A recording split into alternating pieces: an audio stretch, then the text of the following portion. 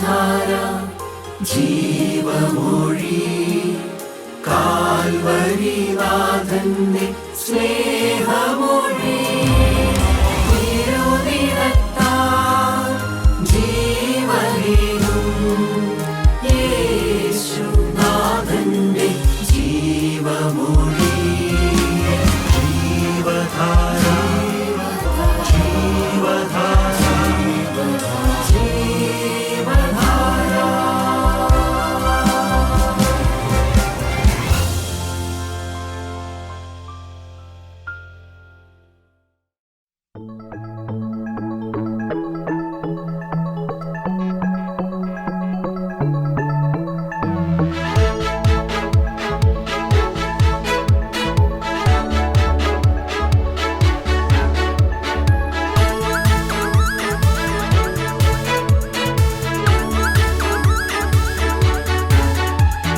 ദൈവം വലിയവൻ, എന്റെ ദൈവം വലിയവൻ. ദൈവം വലിയവൻ, എന്റെ ദൈവം വലിയവൻ. സർവസൃഷ്ടാവാം ദൈവം, സർവശക്തനാം ദൈവം, എന്റെ ദൈവം വലിയവൻ.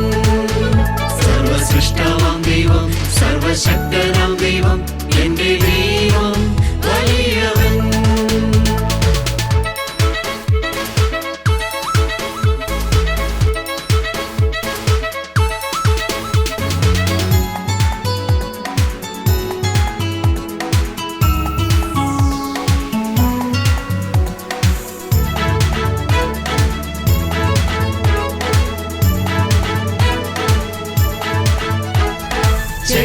ചെങ്കടലായാലും കവിഞ്ഞൊഴുകും യോർദാനായാലും, ചെങ്കടലായാലും കവിഞ്ഞൊഴുകും യോർദാനായാലും, സമുദ്രത്തിൽ പാതയൊരുക്കി എന്നെ നടത്തും എന്റെ ദൈവം. സമുദ്രത്തിൽ പാതയൊരുക്കി എന്നെ നടത്തും എന്റെ ദൈവം. ദൈവം വലിയവൻ, എന്റെ ദൈവം വലിയവൻ. ദൈവം വലിയവൻ, എന്റെ ദൈവം വലിയവൻ. സർവസൃഷ്ടാവാം ദൈവം, സർവശക്തനാം ദൈവം, എന്റെ ദൈവം വലിയവൻ. ത്രിയേക ദൈവത്തിന് സ്തുതി. കർത്താവിൻ്റെ പരിശുദ്ധ തിരുനാമം മഹത്വപ്പെടുമാറാകട്ടെ.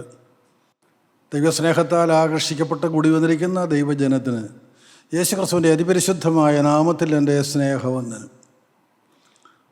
വിശുദ്ധ മത്തായിയുടെ സുവിശേഷം 16-ാം അധ്യായം 24-ാം വാക്യത്തിൽ കർത്താവായ യേശുക്രിസ്തു ഇപ്രകാരം പറഞ്ഞു: ഒരുത്തൻ എൻ്റെ പിന്നാലെ വരുവാൻ ഇച്ഛിച്ചാൽ അവൻ തന്നെത്താൻ ത്യജിച്ച് തൻ്റെ ക്രൂശും എടുത്തുകൊണ്ട് എന്നെ അനുഗമിക്കട്ടെ. കർത്താവ് ഇത് പറയുന്ന പശ്ചാത്തലം ശിഷ്യന്മാരോട് കർത്താവായ യേശുക്രിസ്തു ഒരിക്കൽ പറഞ്ഞു, ഞാൻ യെരൂശലേമിലേക്ക് പോകും, അവിടെ അവരെന്നെ പിടിക്കും, കൊല്ലും, എന്നാൽ ഞാൻ ഉയർത്തെഴുന്നേൽക്കും. ഇത് കേട്ടപ്പോൾ പത്രോസിനെ സഹിച്ചില്ല. പത്രോസ് യേശുവിനെ മാറ്റി നിർത്തി രഹസ്യമായി അവനോട് പറഞ്ഞു, നിനക്കങ്ങനെ വരാൻ പാടില്ല. ഉടനെ കർത്താവ് അവനോട് പറഞ്ഞു, സാത്താനെ എന്നെ വിട്ടുപോകും, നീ ദൈവത്തിൻ്റേതല്ല മനുഷ്യരുടേതത്രേ കരുതുന്നത്. ഇന്നും അതേ മനോഭാവത്തിൽ ഓരോ വിശ്വാസിയും ജീവിക്കുകയല്ലേ എന്ന് നാം ശാന്തമായി ചിന്തിക്കണം. ഞാൻ എനിക്ക് വേണ്ടി കരുതുന്നു, ഞാൻ എനിക്ക് വേണ്ടി കരുതിയില്ലെങ്കിൽ വേറെ ആര് കരുതും? ഞാൻ എൻ്റെ കുടുംബത്തിന് വേണ്ടി കരുതണം, എൻ്റെ ഭാര്യയ്ക്ക് വേണ്ടി, എൻ്റെ മക്കൾക്ക് വേണ്ടി, എൻ്റെ ഭർത്താവിന് വേണ്ടി ഞാനല്ലേ കരുതേണ്ടത്? ഈ ഒരു ചിന്താഗതിയാണ് പിശാച് മനുഷ്യൻ്റെ ഹൃദയത്തിൽ കൊടുക്കുന്നത്. ആ ചിന്താഗതിയിലാണ് ഇന്നും മനുഷ്യൻ ജീവിക്കുന്നത്. കർത്താവ് തൻ്റെ ശിഷ്യന്മാരോട് പറഞ്ഞു, ഒരുത്തൻ എൻ്റെ പിന്നാലെ വരുവാൻ ഇച്ഛിച്ചാൽ, ആരെങ്കിലും എന്നെ അനുഗമിപ്പാൻ ആഗ്രഹിച്ചാൽ, അത് നിർബന്ധിക്കുന്നതല്ല, ആർക്കെങ്കിലും അങ്ങനെ തോന്നിയാൽ അവൻ എങ്ങനെയാണ് വരേണ്ടത്? 2 കാര്യങ്ങൾ ചെയ്യണം. 1, തന്നെത്താൻ ത്യജിക്കണം. 2, തൻ്റെ ക്രൂശ് എടുത്തുകൊണ്ട് എന്നെ അനുഗമിക്കണം. ദൈവത്തിന് സ്തോത്രം. യോഹന്നാന്റെ സുവിശേഷം 13-ാം അധ്യായം 14-15 വാക്യങ്ങൾ കർത്താവായ യേശുക്രിസ്തു ഇപ്രകാരം പറഞ്ഞു: കർത്താവും ഗുരുവുമായ ഞാൻ നിങ്ങളുടെ കാൽ കഴുകിയെങ്കിൽ നിങ്ങളും തമ്മിൽ കാൽ കഴുകേണ്ടതാകുന്നു. ഞാൻ നിങ്ങൾക്ക് ചെയ്തതുപോലെ നിങ്ങളും ചെയ്യേണ്ടതിന് ഞാൻ നിങ്ങൾക്ക് ദൃഷ്ടാന്തം തന്നിരിക്കുന്നു.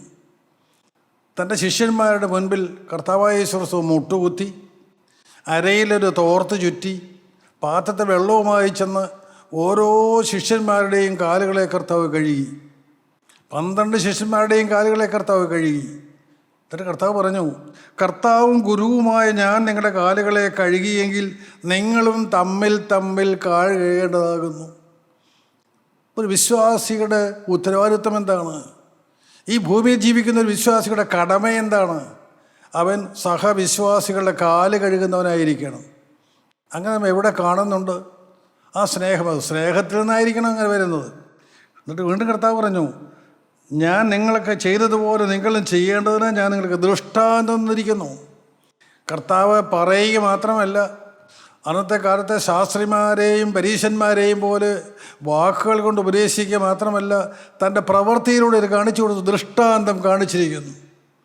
എപ്പോഴും വിശ്വാസിക്ക് നോക്കുവാൻ ഒരേ ഒരു ദൃഷ്ടാന്തം കർത്താവായ യേശു ക്രിസ്തുവാണ്. ആ യേശു ക്രിസ്തു നമ്മുടെ കാലുകളെ കഴുകുകയാണ് ചെയ്തത്.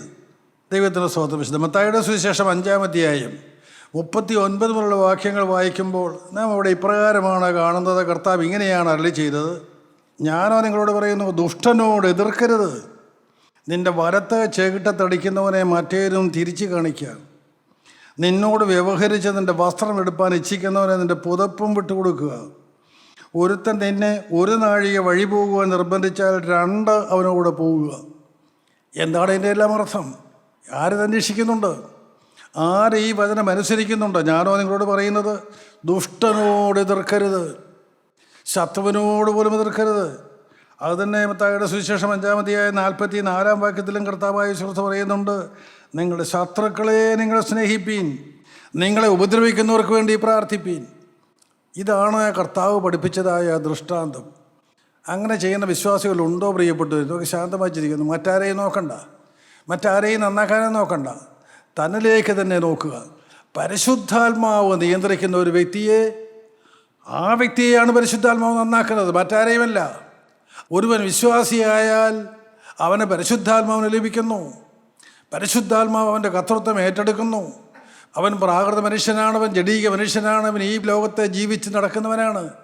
എന്നാൽ അവന് ക്രിസ്തുവിൻ്റെ മണവാട്ടിയാക്കുക എന്ന ലക്ഷ്യമാണ് കർത്താവായ യേശു ക്രിസ്തുവിനുള്ളത്. അതിൽ കുറഞ്ഞതൊന്നുമല്ല പരിശുദ്ധാത്മാവിൻ്റെ ലക്ഷ്യം. നിങ്ങൾ മറക്കരുത്, ഈ ഭൂമിയിൽ നാം ജീവിക്കുമ്പോൾ കർത്താവിൻ്റെ മണവാട്ടിയായി തീരുക, അതിന് തന്നെത്താൻ നമുക്ക് ഒരുങ്ങാൻ സാധ്യമല്ല. ഒരു ജഡീക മനുഷ്യനോ ഒരു പ്രാകൃത മനുഷ്യനോ തന്നെത്താൻ ഒരുങ്ങാൻ സാധ്യമല്ല. എന്നാൽ അവൻ സമ്മതിച്ചാൽ അവനെ പരിശുദ്ധാത്മാവ് ഒരുക്കിക്കൊള്ളും. ദൈവത്തിൻ്റെ സ്തോത്രം. ഒരു ബ്യൂട്ടി പാർലറിൽ പോയി ഒരു മണവാട്ടി ഇരുന്നാൽ മതി, അവളെ മനോഹരമായി അണിയിച്ചൊരുക്കുന്ന ബ്യൂട്ടീഷ്യൻ ചെയ്തുകൊള്ളും. എന്നാൽ ബ്യൂട്ടീഷ്യൻ ചെയ്യുന്ന ഒരുക്കമല്ല വിശ്വാസിക്ക് കിട്ടുന്നത്. ദൈവത്തിൻ്റെ സ്തോത്രം. അത് പരിശുദ്ധാത്മാവാൻ ദൈവം കൊടുക്കുന്നതായ ഒരുക്കമാണ്. അത് വിശുദ്ധിയുടെ ദൈവത്തിലേക്ക് കൊണ്ടുവരികയാണ്. എന്താണത്? ആ വിശുദ്ധിയുടെ ദൈവം എന്ന് പറഞ്ഞാൽ ദൈവത്തിൻ്റെ സ്വരൂപവും ദൈവത്തിൻ്റെ സാദൃശ്യവുമാണ്. ദൈവത്തിൻ്റെ സ്വരൂപം ദൈവത്തിൻ്റെ സ്വഭാവമാണ്.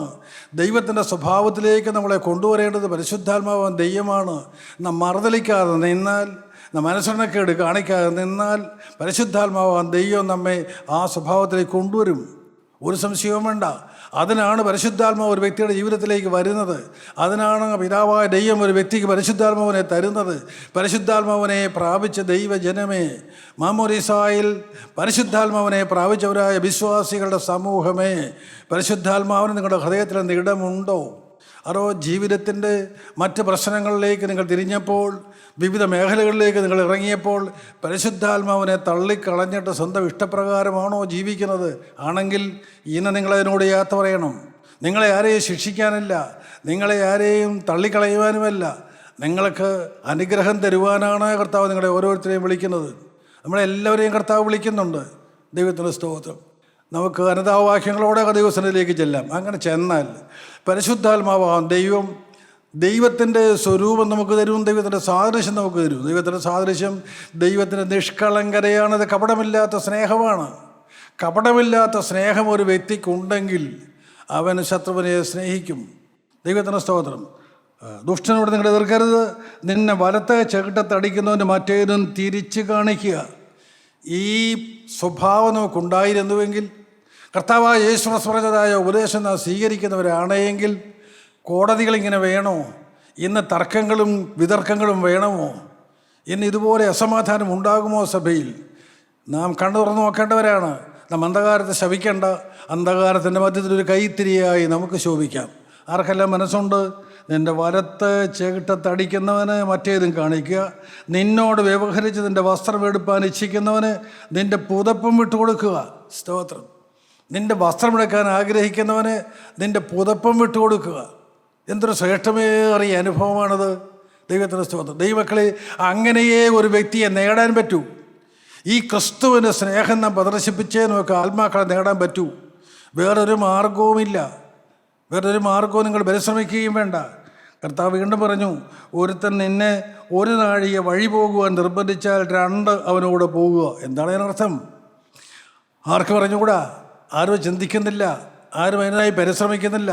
അന്നത്തെ കാലത്ത് വാഹന സൗകര്യങ്ങളില്ലല്ലോ. മനുഷ്യൻ നടന്നു പോവുകയാണ്. വലിയ ഭാരമേറിയ ചുമടുകളും വഹിച്ചുകൊണ്ട് അവൻ മൈലുകളോളം യാത്ര ചെയ്യുകയാണ്. അങ്ങനെ യാത്ര ചെയ്തു പോകുന്ന മനുഷ്യൻ അവൻ അനേകം മൈലുകൾ യാത്ര ചെയ്ത് കഴിയുമ്പോൾ അവൻ തളർന്നു. അവനവിടെ നിന്ന് ഇരിക്കണമെന്ന് തോന്നി, അവനൊന്ന് വിശ്രമിക്കണമെന്ന് തോന്നി. ആരും സഹായിക്കാനില്ല. അങ്ങനെ വരുമ്പോൾ കൂടെ ആ വഴിയിലൂടെ യാത്ര ചെയ്യുന്ന ഒരുവനെ കണ്ടാൽ അവനോട്, നീ ഒരു നാഴിക എൻ്റെ കൂടെ നടക്കുക എന്ന് പറഞ്ഞാൽ, എൻ്റെ ഈ ചുമട് ഒരു നാഴിക നേരം നീ ഒന്ന് ചുമന്നെ സഹായിക്കുക എന്ന് പറഞ്ഞാൽ 2 നാഴിക അവനൂടെ പോവുക. ഒരു നാഴിക ചുമട് ചുമക്കാൻ പറഞ്ഞാൽ 2 നാഴിക ചുമക്കുക. സ്തോത്രം. പ്രിയപ്പെട്ടവർ, ഈ ആദർശം നിലനിർത്തിയവർ അനേകരിൽ ഒരാളാണ് ഫാദർ ഡാമിയൻ. കുഷ്ഠരോഗികളുടെ ഇടയിൽ പോയി അവരെ പരിചരിച്ചു, ശുശ്രൂഷിച്ചു. കുഷ്ഠരോഗിയായി മരിച്ചു. സ്തോത്രം. കത്തിയെറിഞ്ഞ് തീർന്നു. ഒരു കത്തുന്ന മെഴുകുതിരിയായി ഈ തലമുറയിൽ നിന്ന് ഫാദർ ഡാമിയൻ ദൈവസ്നേഹത്തിലേക്ക് എടുക്കപ്പെട്ടു. ആത്മാക്കളെ നേടുന്ന ശുശ്രൂഷ, ദൈവസ്നേഹം പകർന്നു കൊടുക്കുന്ന ശുശ്രൂഷ, ആ ശുശ്രൂഷ ചെയ്യാൻ നിങ്ങൾക്ക് മനസ്സുണ്ടോ? ദൈവത്തിന് സ്തോത്രം. കർത്താവായ യേശു ക്രിസ്തു അതാണ് ജനത്തെ പഠിപ്പിച്ചത്. നമുക്ക് വീണ്ടും വായിക്കാം.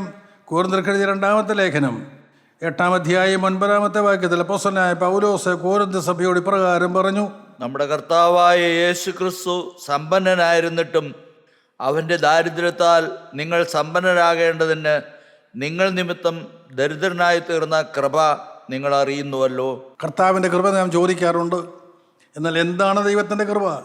അപ്പോസ്തലനായ പൗലോസ് പറഞ്ഞു, നമ്മുടെ കർത്താവായ യേശു ക്രിസ്തു സമ്പന്നനായിരുന്നിട്ടും അവൻ പിതാവായ ദൈവത്തിൻ്റെ ഏകജാതനായ പുത്രനായിരുന്നു.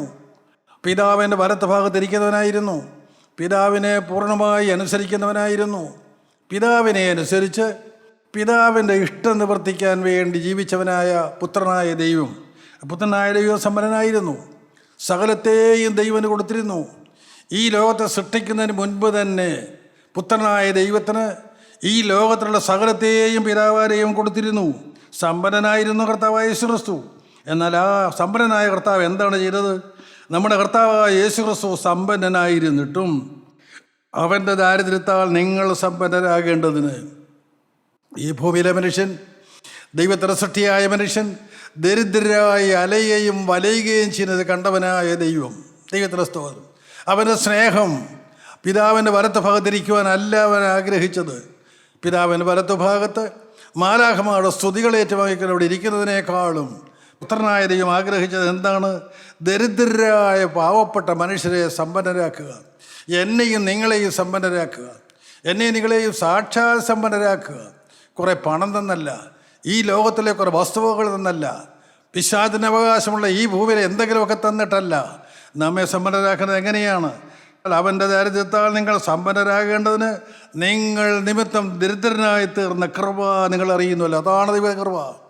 അതാണ് കർത്താവായ യേശു ക്രിസ്തുവിൻ്റെ കൃപ. ആ ദൈവകൃപ നാം പലപ്പോഴും ദൈവത്തോട് ചോദിക്കാറുണ്ട്, പലപ്പോഴും ദൈവത്തിൽ നിന്ന് ആഗ്രഹിക്കാറുണ്ട്. എന്നാൽ എന്താണ് ആ കൃപ? പ്രിയപ്പെട്ടവരെ, താഴുവാൻ നിങ്ങൾക്ക് മനസ്സുണ്ടോ? ക്രിസ്തുവിനെ പോലെ താഴുവാൻ നിങ്ങൾക്ക് മനസ്സുണ്ടോ? ഈ ഭൂമിയിലേക്ക് വന്ന് കഷ്ടത അനുഭവിപ്പാൻ കർത്താവായ യേശു ക്രിസ്തുവിനെ പോലെ നിങ്ങൾക്ക് മനസ്സുണ്ടോ? ഗലാത്യ ലേഖനം 3-ാം അധ്യായം 13-ാം വാക്യത്തിൽ അപ്പോസ്തലനായ പൗലോസ് ഗലാത്യ സഭയോട് ഇപ്രകാരം പറയും: മരത്തിന്മേൽ തൂങ്ങുന്നവനെല്ലാം ശപിക്കപ്പെട്ടവൻ എന്ന് എഴുതിയിരിക്കുന്നത് പോലെ ക്രിസ്തു നമുക്ക് വേണ്ടി ശാപമായി തീർന്നു.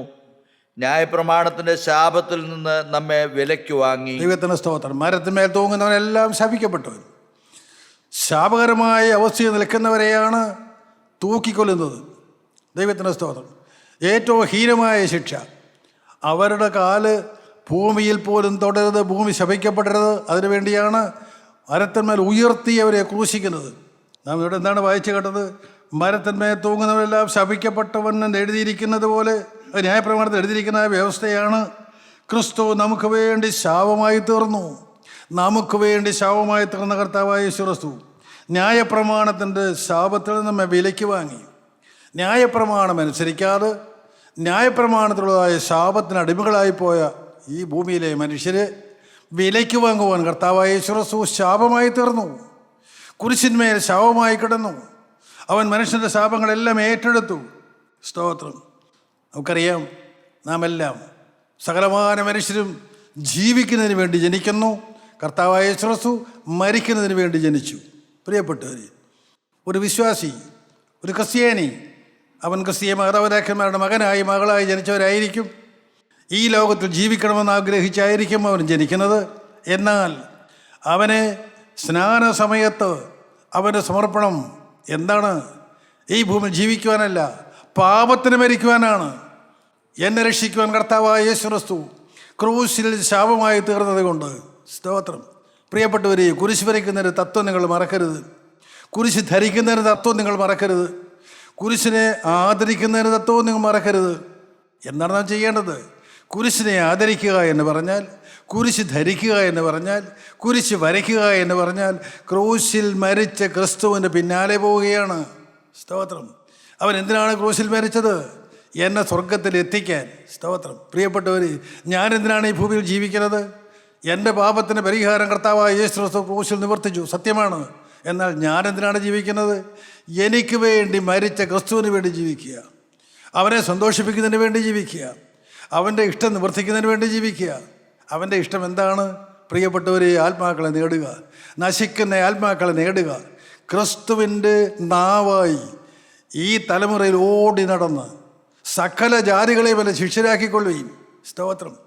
വർഗീയത വെച്ച് പുലർത്തുന്നവരുണ്ട്, ഇടുങ്ങിയ ചിന്താഗതി വെച്ചുകൊണ്ടിരിക്കുന്നവരുണ്ട്. കർത്താവ് പറഞ്ഞു, നിങ്ങളുടെ യെരൂശലേമിലും യഹൂദ്യയിലും ശമരിയയിലും ലോകത്തിൻ്റെ നാനാഭാഗങ്ങളിൽ ചെന്ന് സകല ജാതികളെയും എൻ്റെ ശിഷ്യരാക്കിക്കൊള്ളുകയും.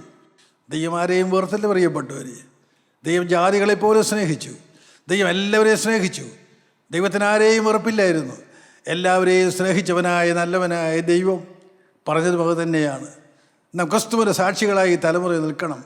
അന്ധകാരം മുറ്റി നിൽക്കുന്ന ഈ ലോകത്തിൽ ക്രിസ്തുവിൻ്റെ പ്രകാശം പരത്തിക്കൊണ്ട് നിൽക്കാൻ ആർക്കെല്ലാം ആഗ്രഹമുണ്ട്? ആത്മാക്കളെ നേടുവാൻ ആർക്കെല്ലാം ആഗ്രഹമുണ്ട്? കർത്താവായ യേശു ക്രിസ്തു ഇതാ ദരിദ്രനായ ഈ ഭൂമിയിലേക്ക് വന്നു. സ്തോത്രം. അവൻ കല്ലടാവിൽ ജനിച്ചു എന്ന് പറഞ്ഞാൽ, കല്ലടാവിൽ എന്താണ് പിതാക്കന്മാർ പറഞ്ഞിരിക്കുന്ന വാക്ക്? അത് വെട്ടുകുഴിയാണ്. വെട്ടുകുഴിയിൽ അവൻ ജനിച്ചു. വഴിയമ്പലത്തിൽ സ്ഥലമില്ലായകയാൽ പശുത്തൊട്ടിയിൽ അവനെ കിടത്തി. ദൈവത്തിന് സ്തോത്രം. ഒരു തച്ചൻ്റെ മകനായി, മാതാപിതാക്കന്മാരെ അനുസരിക്കുന്നവനായി നാസറേത്തിൽ അവൻ വളർന്നു വന്നു. ദൈവത്തിന് സ്തോത്രം. കർത്താവായ യേശു ക്രിസ്തു ഒലിവുമലയിലെ പാറയിൽ മുഴങ്കാൽ മുടക്കി പ്രാർത്ഥിച്ചുകൊണ്ടിരുന്നു. രാത്രികാലം ചെലവഴിച്ചത് എങ്ങനെയാണ്? നാം ചെലവഴിക്കുന്നത് എങ്ങനെയാണ്? നാം ദൈവവുമായുള്ള ബന്ധത്തിലാണോ? ദൈവസ്ഥയിൽ മുഴങ്കാൽ മടക്കിക്കൊണ്ട് എനിക്ക് വേണ്ടി ക്രൂശിൽ പിടഞ്ഞ് മരിച്ച യേശുവേ എന്നുള്ള നന്ദിയോടെ നമ്മുടെ ഹൃദയത്തിൽ നാം പാടാറുണ്ടോ? സ്തുതി വരാറുണ്ടോ? നന്ദിയുടെ സ്തുതി നമ്മൾ ഉയരാറുണ്ടോ? പ്രിയപ്പെട്ടവരെ, ആ ക്രൂശിലെ സ്നേഹം കണ്ടാൽ പിന്നെ നാം പാപത്തിലേക്ക് പോവുകയില്ല. അത് ബുദ്ധിയുടെ പ്രമാണമല്ല. ഇത് പാപത്തോട് യാത്ര പറയുന്ന ഒരു വ്യക്തിയുടെ ഹൃദയത്തിൽ പരിശുദ്ധാത്മാവാ ദൈവം നിറഞ്ഞു നിന്നുകൊണ്ട് അവനെ ക്രിസ്തുവിനുള്ള സ്നേഹത്താൽ നിറയ്ക്കുകയാണ്. അവൻ ആ സ്നേഹത്താൽ നിറഞ്ഞ് ജീവിക്കുകയാണ്. അവൻ്റെ ജീവിതം നന്ദിയുള്ള സ്തുതികൾ കരയേറ്റിക്കൊണ്ട് അവൻ നിവർത്തിക്കുകയാണ്. ഈ ഭൂമിയിൽ ജീവിക്കുന്ന മനുഷ്യന് സ്വർഗത്തിലേക്ക് കൊടുക്കുവാനുള്ള അവൻ്റെ സമ്പത്ത് നന്ദിയുടെ സ്തുതി മാത്രമാണ്, വേറെ ഒന്നുമല്ല. അത് മാത്രമാണ് ദൈവം ആഗ്രഹിക്കുന്നത്. ദൈവത്തോട് നന്ദിയുള്ളവനായി, ക്രിസ്തുവിനോട് സ്നേഹമുള്ളവനായി, അവനെ അനുഗമിക്കുന്നവനായി ഈ തലമുറയിൽ ജീവിക്കുന്ന ഓരോ വ്യക്തിയെയും നടത്തുവാൻ ദൈവം മതിയായവനാണ്. ദൈവത്തിൻ്റെ സ്തോത്രം. എന്നാൽ അവൻ്റെ മനസ്സ് കലക്കുന്നത് എവിടെയാണ്? ശത്രുവിൻ്റെ ഹൃദയത്തെ കലക്കുന്നത് എപ്പോഴാണ്? ഞാൻ എന്ത് തിന്നും, ഞാൻ എന്ത് കുടിക്കും, ഞാൻ എന്തുടുക്കും, ഞാൻ എങ്ങനെ ജീവിക്കും, എൻ്റെ കുടുംബത്തെ എങ്ങനെ പോറ്റും? മാനുഷികമായ ചിന്താഗതികളാൽ അവനെ വലയ്ക്കുന്നു, അവൻ്റെ ലക്ഷ്യത്തിൽ നിന്ന് അവനെ തെറ്റിക്കുന്നു. എന്നാൽ ഞാൻ ഇന്ന് രാവിലെയും ഓർത്ത കാര്യമാണ്, മിസ്രയീമിൻ്റെ അടിമത്തത്തിലായിരുന്ന ഇസ്രായേൽ ജനം 600,000 പേര്, യുദ്ധസന്നദ്ധരായ 6 ലക്ഷം പേരുണ്ട്. അവർ മൊത്തം 25 ലക്ഷത്തിനും 30 ലക്ഷത്തിനും ഇടയിലുണ്ടെന്നാണ് വേദശാസ്ത്ര പണ്ഡിതന്മാർ പറയുന്നത്. അവരെ മരുഭൂമിയിലൂടെ ദൈവം നടത്തിയപ്പോൾ അവർക്ക് ഭക്ഷണമെടുക്കാൻ മോശയോട് ദൈവം കൽപ്പിച്ചില്ല. ദൈവത്തിന് സ്തോത്രം. അവർ ഉടുതുണികളോടെ ഇറങ്ങി, അവരെല്ലാവരും ഇറങ്ങി മരുഭൂമിയിലൂടെ, ആരുമില്ലാത്ത മരുഭൂമിയിലൂടെ, വെള്ളമില്ലാത്ത മരുഭൂമിയിലൂടെ, ആഹാരമില്ലാത്ത മരുഭൂമിയിലൂടെ, ആരും സഹായിക്കാനില്ലാത്ത മരുഭൂമിയിലൂടെ 40 വർഷക്കാലം ലക്ഷോപലക്ഷങ്ങൾ നടന്നു. ദൈവം വരെ നടത്തി. സ്തോത്രം. അവർക്ക് വിശന്നോ പ്രിയപ്പെട്ടവർ? അവർക്ക് ദാഹിച്ചോ? അവർക്ക് ആവശ്യം വന്നപ്പോഴെല്ലാം കർത്താവ് കൊടുത്തു. കർത്താവ് കൊടുക്കാൻ മതിയായവനല്ലേ? അവൻ നമുക്ക് മതിയായവനല്ലേ? വിശ്വസിക്കാൻ ആരെല്ലാം ഉണ്ട്? എന്നെയും എൻ്റെ ഭവനത്തെയും പോറ്റുവാൻ കർത്താവിന് കഴിയും. വിശ്വസിക്കാൻ ആരെല്ലാം ഉണ്ട്? സ്തോത്രം. ദൈവത്തിൻ്റെ സ്തോത്രം. പ്രിയപ്പെട്ടവർ, നമുക്ക് വിശ്വാസികളാകാം. ഈ തലമുറയിൽ നമുക്ക് വിശ്വാസികളായി നിൽക്കാം. ദൈവത്തിൻ്റെ സ്തോത്രം. കർത്താവായ യേശു എന്ത് ചെയ്തു? വഴിയാത്രയിൽ കള്ളന്മാരുടെ കയ്യിലകപ്പെട്ട അർദ്ധപ്രാണനായി വഴിയിൽ കിടക്കുന്ന ഒരു മനുഷ്യന് നല്ല ശമരിയാക്കാരൻ എന്താണ് ചെയ്തത്? ചെന്ന് അവിടെ മുട്ടുകുത്തിയിരുന്ന് അവനെ താങ്ങി എഴുന്നേൽപ്പിച്ച് അവനെ എണ്ണയും വീഞ്ഞും കൊടുത്തു. അർദ്ധപ്രാണനായി കിടക്കുന്നവൻ്റെ വായിലേക്ക് തൻ്റെ വീഞ്ഞ് പകർന്നു കൊടുത്തു. അവൻ്റെ മുറിവുകളിൽ എണ്ണ പുരട്ടി അത് ശോഭിപ്പിച്ചു. ആ മുറിവുകൾ വെച്ച് കെട്ടി തൻ്റെ വാഹനമൃഗത്തിൽ അവനെ കയറ്റി അവനെ വഴിയമ്പലത്തിലേക്ക് കൊണ്ടുപോയി നല്ല ശമരിയാക്കാരനാണ് കർത്താവായ യേശു ക്രിസ്തു. ഈ തലമുറയിൽ കർത്താവായ യേശു ക്രിസ്തുവിനെ പോലെ ഒരു നല്ല ശമരിയാക്കാരനായി ഈ തലമുറയിൽ നിൽക്കാൻ നിങ്ങൾക്ക് ആർക്കെല്ലാം മനസ്സുണ്ട്? ആർക്കെല്ലാം കൊടുക്കാൻ മനസ്സുണ്ട്? ആരെയെല്ലാം സഹായിക്കാൻ മനസ്സുണ്ട്? ദൈവത്തിന് സ്തോത്രം. പ്രിയപ്പെട്ടവർ, നമുക്ക് ശാന്തമായി ചിന്തിക്കാം. അവൻ എവിടെയാണ് ജീവിച്ചത്? അവൻ വിശന്നവനായി ജീവിച്ചു. യെരൂശലേം ദേവാലയത്തിൽ വേല ചെയ്യുന്നവൻ ബേഥാനിലെ ചെറുഭവനത്തിൽ വിശ്രമിച്ചു. അവൻ വിശന്നപ്പോൾ തഴച്ചു വളരുന്ന അത്തിയുടെ കീഴിൽ പോയി അത്തിയിലേക്ക് നോക്കി നിന്നു. പക്ഷേ കഴിക്കാൻ കിട്ടിയില്ല, വിശപ്പടക്കാൻ ഒന്നും കിട്ടിയില്ല. സ്തോത്രം. എൻ്റെ പ്രിയപ്പെട്ടവർ, ഇതുപോലെ ജീവിക്കാൻ ആരെല്ലാം ഉണ്ട്? സ്തോത്രം. അവൻ റോമൻ ഗവൺമെൻറ്റിൻ്റെ മരക്കുരിശന്മേൽ കുരിശിക്കപ്പെട്ടു. സ്തോത്രം. സ്വന്തം തോളിൽ തലചായിച്ച് അവൻ മരിച്ചു. അരിമത്യാക്കാരൻ്റെ യോസേപ്പിൻ്റെ കല്ലറയിൽ അവനെ അടക്കി. 3-ാം നാളിൽ ഉയർത്തെഴുന്നേറ്റു. 40-ാം നാളിൽ സ്വർഗാരോഹണം ചെയ്തു. അവൻ ഇന്നും ജീവിക്കുന്നു. എവിടെ? എവിടെ? തൻ്റെ സൃഷ്ടിയായ മനുഷ്യരുടെ മധ്യത്തിൽ അവൻ എന്നും ജീവിക്കുന്നു. ഓരോ മനുഷ്യ ഹൃദയങ്ങളുടെയും വാരക്കൽ അവൻ ജീവിക്കുന്നു. ഓരോരുത്തരെയും അവൻ വിളിക്കുന്നു. സ്നേഹിത, സഹോദര, സഹോദരി, നിൻ്റെ ഹൃദയത്തെ എനിക്കിടം തരുമോ? സ്തോത്രം. നിൻ്റെ ഹൃദയത്തിൽ വസിക്കാൻ എനിക്ക് ആഗ്രഹമുണ്ട്. നിൻ്റെ ഹൃദയത്തിൽ നിന്ന് തലചായ്ക്കാൻ എനിക്ക് ആഗ്രഹമുണ്ട്. നിൻ്റെ ഹൃദയം എനിക്ക് തുറന്നു തരാമോ? കർത്താവ് ചോദിക്കുന്നുണ്ട്. കൊടുക്കാൻ ആരെങ്കിലും ഉണ്ടോ? പ്രിയപ്പെട്ടവർ, ദൈവത്തിൻ്റെ സ്തോത്രം. പാപത്തിൽ വീണ് സാത്താൻ്റെ ചതിയാൽ വഞ്ചിക്കപ്പെട്ട് ദൈവിക സ്വഭാവം നഷ്ടപ്പെട്ട് ഏദൻ തോട്ടത്തിൽ എല്ലാം നഷ്ടപ്പെട്ടവനായി നിന്ന ആദ്യ മനുഷ്യനെ ദൈവം ഏദൻ തോട്ടത്തിൽ വെളിയിലാക്കി. അവൻ്റെ വാഗ്ദത്തം കൊടുത്തു. സ്ത്രീയുടെ സന്തതി സർപ്പത്തെ ചതയ്ക്കും, അന്ന് നിനക്ക് ഏദൻ തോട്ടത്തിൽ തിരികെ പ്രവേശനം കിട്ടും. പക്ഷേ ഏദൻ തോട്ടത്തിൽ പ്രവേശിക്കാനുള്ള വഴി അവൻ അറിഞ്ഞുകൂടായിരുന്നു. 930 വർഷം വരെയും ആദാം ജീവിച്ചു. പക്ഷേ അവന് വഴി അറിഞ്ഞുകൂടാ. സ്ത്രീയുടെ സന്തതി എവിടെയാണ് ജനിക്കേണ്ടതെന്ന് അവൻ അറിഞ്ഞുകൂടാ. അവൻ അങ്ങനെ ആ സ്ത്രീയുടെ സന്തതിക്ക് വേണ്ടി നോക്കിയിരുന്നു. 930 വയസ്സായപ്പോൾ അവൻ മരിച്ചു. ആദാമിൻ്റെ ആത്മാവ് പാതാളത്തിലേക്ക് പോയി. പാതാളത്തിൽ നരകയാതന അനുഭവിക്കുമ്പോൾ, നൂറ്റാണ്ടുകൾ കഴിഞ്ഞപ്പോൾ കർത്താവായ യേശു ക്രിസ്തുവിൻ്റെ പാപത്തിന് പരിഹാരം വരുത്തി ഉയർത്തെഴുന്നേറ്റപ്പോൾ കർത്താവായ യേശു ക്രിസ്തു പാതാളത്തിലേക്ക് ചെന്നു. നിരാശയോടെ തലകുമ്പിട്ടിരിക്കുന്ന ആദാമിനെ കണ്ടെത്തി. അവൻ്റെ തോളിൽ കൈകിട്ടുകൊണ്ട് കർത്താവായ യേശു ക്രിസ്തു പറഞ്ഞു. നമുക്കറിയാം, നാം പാടാറുണ്ട്. നാഥൻ മൃതരുടയിലുറപ്പിച്ചാദത്തെ ഖേദിക്കേണ്ട നിൻ പാപത്തെയോർത്തിരിയും നീ കുറ്റം ചെയ്തതിനല്ലോ ഞാൻ കൊണ്ടടികൾ. ഏതൻ കനിനി തിന്നതിനാൽ കയ്പും കുടിച്ചെണ്ണാൻ നഗ്നതയാൽ നീ ഇലകൾ ചാർത്തി. നഗ്നതയോടെന്നെ അവർ തൂക്കി. ഞാൻ ചിന്തിയ രക്തത്താൽ പോയി കോപം താതൻ്റെ.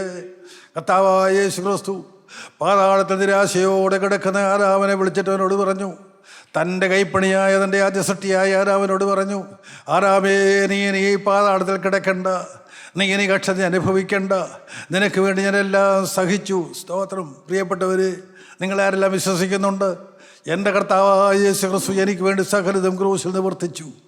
ആ വിശ്വാസം നിങ്ങൾക്ക് ഇപ്പോൾ വരുന്നുണ്ടെങ്കിൽ ആ വിശ്വാസം മാത്രം ആധാരമാക്കിക്കൊണ്ട് വിശ്വാസത്തിൻ്റെ കാലുകളിൽ ഇഴഞ്ഞ് ഇപ്പോൾ നിങ്ങൾക്ക് ക്രൂശിൻ ചുവട്ടിലേക്ക് ചെന്ന് കർത്താവായ യേശുവിനോട് പറയാം, കർത്താവേ, എൻ്റെ പാപത്തിൻ്റെ ശിക്ഷ നീ ഏറ്റു, എൻ്റെ ശാപങ്ങൾ മുഴുവനും നീ ക്രൂശിൽ വഹിച്ച് തീർത്തു. കർത്താവേ, എന്നെ രക്ഷിക്കാൻ ആവശ്യമായതെല്ലാം നീ നിവർത്തിച്ചു. ഞാനത് വിശ്വസിക്കുന്ന കർത്താവേ, എനിക്ക് നിന്നോട് നന്ദിയുണ്ട്, എനിക്ക് നിന്നോട് സ്നേഹമുണ്ട്. ശിഷ്ടമുള്ള ആയുസ് ഞാൻ നിനക്ക് വേണ്ടി ജീവിക്കുവാനായി ഞാൻ എന്നെ തന്നെ വിട്ടുതരുന്നു. തീരുമാനിക്കാൻ ആരെല്ലാം ഉണ്ട്? സമർപ്പിക്കാൻ ആരെല്ലാം ഉണ്ട്? ജീവിതം കർത്താവിനായി കൈമാറുവാൻ ആരെല്ലാം ഉണ്ട്? ദൈവത്തിൽ സ്വർഗ്ഗം തന്നെ ഉറ്റു നോക്കിക്കൊണ്ടിരിക്കും. ഒരു കാര്യം എനിക്കറിയാം, സ്വർഗ്ഗം സന്തോഷിക്കുന്നത് എപ്പോഴാണ്? സ്വർഗത്തിൽ മാലാഖമാർ സന്തോഷിക്കുന്നത് എപ്പോഴാണ്? ദൈവത്തിൻ്റെ സ്തോത്രം. ഈ ഭൂമി നിറയെ പാപികളെ കാണുമ്പോഴല്ല, പാപികൾ ആരാധിക്കുന്നത് കാണുമ്പോഴല്ല, അവർ ദൈവാലയത്തിൽ കൂടി വരുമ്പോഴല്ല, അവരുടെ ഏതെങ്കിലും കൂട്ടായ്മയിലല്ല. സ്വർഗം സന്തോഷിക്കുന്നത് എപ്പോഴാണെന്ന് അറിയാമോ? പാപി മാനസാന്തരപ്പെടുമ്പോൾ, പാപത്തോട് യാത്ര പറയുമ്പോൾ, പാപത്തെ വെറുത്തുപേക്ഷിച്ചുകൊണ്ട് കർത്താവേ, ഇന്ന് മുതൽ ഞാൻ നിൻ്റെ വക എന്ന് കർത്താവിനോടൊരു വാക്ക് പറയുമ്പോൾ, ആരെല്ലാം അങ്ങനെ പറയുന്നുണ്ട്? സ്വർഗം സന്തോഷിക്കും. അത് വിശുദ്ധ ലൂക്കോസ് സുവിശേഷം 15-ാം അധ്യായത്തിൽ വളരെ കൃത്യമായി പറയുന്നുണ്ട്. മാനസാന്തരപ്പെടുന്ന ഒരു പാപിയെ ചൊല്ലി സ്വർഗം സന്തോഷിക്കും. എന്താണ് ആ മാനസാന്തരം? പാപത്തെ വെറുത്തുപേക്ഷിക്കുകയാണ് മാനസാന്തരം. വേറൊന്നുമല്ല. വസ്ത്രം ധരിക്കുന്നതല്ല, ഏതെങ്കിലും സഭയിൽ ചേരുന്നതല്ല, ഏതെങ്കിലും കൂട്ടായ്മയോട് ചേർന്ന് നിൽക്കുന്നതല്ല, ഏതെങ്കിലും സ്ഥാനമാനങ്ങൾ വഹിക്കുന്നതുമല്ല. സ്തോത്രം. ദൈവം സന്തോഷിക്കുന്നത് മാനസാന്തരപ്പെടുന്ന പാപി. എന്താണ് മാനസാന്തരം? പാപത്തോട് എന്നേക്കുമായി യാത്ര പറയുക, സാത്താനെ വെറുത്തുപേക്ഷിക്കുക, കർത്താവായ യേശു ക്രിസ്തുവിലേക്ക് തിരിയുക, വിശ്വാസത്തിൻ്റെ കണ്ണുകൊണ്ടവനെ നോക്കുക. കർത്താവിനോട് നിങ്ങൾ പറയുക, കർത്താവേ, ഇന്ന് മുതൽ ഞാൻ നിൻ്റെ വക, ഇന്ന് മുതൽ ഞാൻ നിൻ്റെ സ്വന്തം. പ്രിയപ്പെട്ടവരെ, പറഞ്ഞിട്ടുണ്ടോ? സ്തോത്രം. അതാണ് ശൂലേമി പറഞ്ഞത്, നീ എനിക്കുള്ളവൻ, ഞാൻ നിനക്കുള്ളവൾ. ഒരു സംശയം അവൾക്കില്ല. ഇടയനെ സ്നേഹിച്ച ശൂലേമി, സ്തോത്രം, അവൾ വളരെ വ്യക്തമായി പറഞ്ഞു, എൻ്റെ പ്രിയനെ, നീ എനിക്കുള്ളവൻ, ഞാൻ നിനക്കുള്ളവൾ. സ്തോത്രം. പ്രിയപ്പെട്ടവർ, വചനം കേട്ടുകൊണ്ടിരിക്കുന്ന സഹോദര സഹോദരി, നിനക്ക് ആ ഒരു വാക്ക് ഇപ്പോൾ കർത്താവിനോട് പറയാമോ? കർത്താവേ, ഞാൻ നിൻ്റേതാണ്. ഞാൻ നീ നമ്മളുടെ ബന്ധം ഇനി ഒരിക്കലും മാറുകയില്ല. നമുക്കൊരു മനസ്സോടെ ജീവിക്കാം. നീ എൻ്റെ ഹൃദയത്തിലേക്ക് വരണമേ, എന്നെ കഴുകണമേ, തിരുരക്തത്താൽ എന്നെ കഴുകി ശുദ്ധീകരിക്കണമേ, ശത്രുവിൻ്റെ സ്വല അവകാശത്തെ നീക്കണമേ, എന്നെ നിൻ്റെ സ്വന്തമാക്കി തീർക്കണമേ. കർത്താവേ, അനുഗ്രഹീതമായ ഒരു ജീവിതം, നിന്നെ പ്രസാദിപ്പിക്കുന്ന ഒരു ജീവിതം, സ്തോത്രം, നിന്നെ അനുകരിക്കുന്ന ഒരു ജീവിതം, നിന്നെ അനുഗമിക്കുന്ന ഒരു ജീവിതം അതെനിക്ക് തരണമേ. അതിനായി ഞങ്ങളെല്ലാവരെയും താഴ്ത്തി തരുന്നു. എല്ലാവരെയും പരിഗ്രഹിക്കണമേ. രണ്ടാമത്തെ വരവിനായി അടിയങ്ങളെ ഒരുക്കണമേ. മാനവും മഹത്വം എടുക്കണമേ. യേശു ക്രിസ്തുവിൻ്റെ അതിപരിശുദ്ധ നാമത്തിൽ തന്നെ. ആമേൻ.